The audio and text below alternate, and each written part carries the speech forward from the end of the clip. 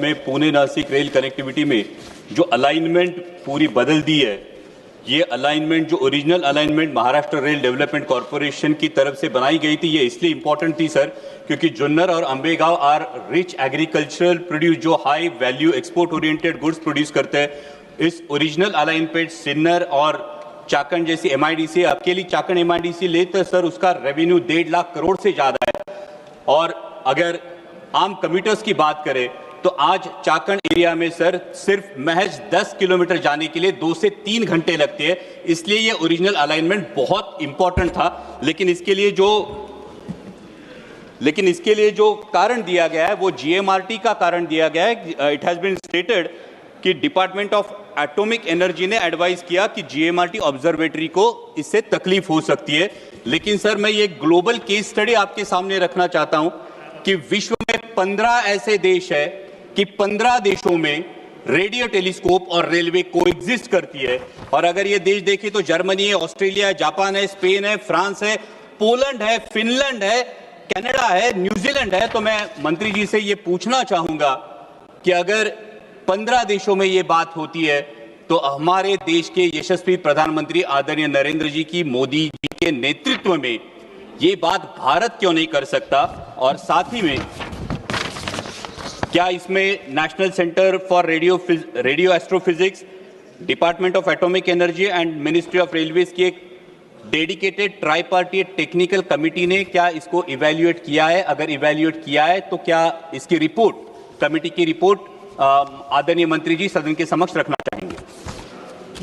माननीय अध्यक्ष जी, माननीय सांसद जी ने जो विषय उठाया है पुणे नासिक के अलाइनमेंट के विषय में, पुणे नासिक के अलाइनमेंट जो एक प्रपोजल पहले आया था वो प्रपोजल नारायणगांव से होते हुए जाता था।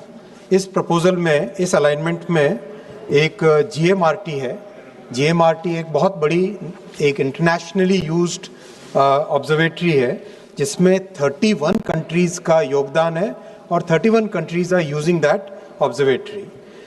माननीय अध्यक्ष जी, जब टेक्निकल ग्राउंड्स पे department of science and technology और डिपार्टमेंट ऑफ एटॉमिक एनर्जी ने बहुत क्लियरली कहा कि अगर इस ऑब्जर्वेटरी के पास में से कोई भी रेलवे लाइन जाएगी तो ये जो इंटरनेशनल इम्पोर्टेंस का प्रोजेक्ट है उसमें डिस्टर्बेंस आएगा, तो उसके आधार पर और राज्य सरकार, सभी जनप्रतिनिधियों को सबके साथ बहुत विस्तृत चर्चा करने के बाद में निर्णय लिया गया कि इसका अलाइनमेंट इस तरह से हो, नासिक से साईनगर शिरडी जिसकी डीपीआर डबल लाइन की बन चुकी है ऑलरेडी, साईनगर शिरडी से पुनतंबा जंक्शन इसकी डबलिंग का ऑलरेडी सैंक्शन हो गया 240 करोड़ रुपीस। पुनतंबा जंक्शन से निम्बलाक तक 80 किलोमीटर्स डबलिंग कंप्लीट हो गई है। निम्बलाक से अहिल्यानगर 6 किलोमीटर डबलिंग का काम चल रहा ऑलरेडी।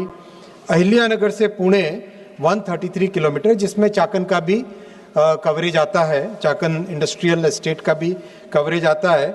इसके लिए न्यू डबल लाइन का डीपीआर प्रिपेयर हो गया 8,970 करोड़ रुपीस से। माननीय अध्यक्ष जी, ये जो ऑल्टरनेटिव अलाइनमेंट है इसमें और जो पुराना अलाइनमेंट प्रपोज किया गया था, टाइम का डिफरेंस दोनों में बहुत कम आता है। और साथ ही साथ साईनगर शिरडी जो कि हम सबके सांस्कृतिक पॉइंट ऑफ व्यू से बहुत ही महत्वपूर्ण तीर्थ स्थल है, वो भी नासिक से जुड़ जाता है।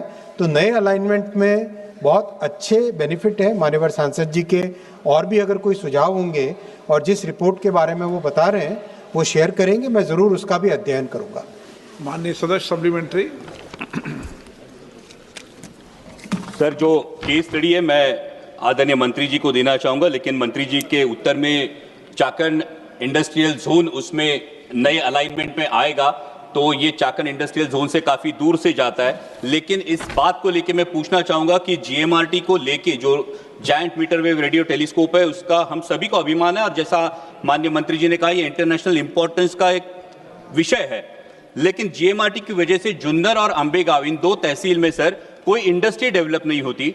अब रेलवे का अलाइनमेंट भी अगर उससे दूर जाएगा तो मैं सरकार से पूछना चाहूंगा कि जुन्नर और अंबेगांव के लोग भी इसी देश के वासी है, उनके मथे ये एक इंटरनेशनल प्रोजेक्ट आया है, लेकिन इस प्रोजेक्ट की वजह से उनका जो डेवलपमेंटल डेफिसिट होगा इस डेवलपमेंटल डेफिसिट को भरने की सरकार किस प्रकार से कोशिश करेगी और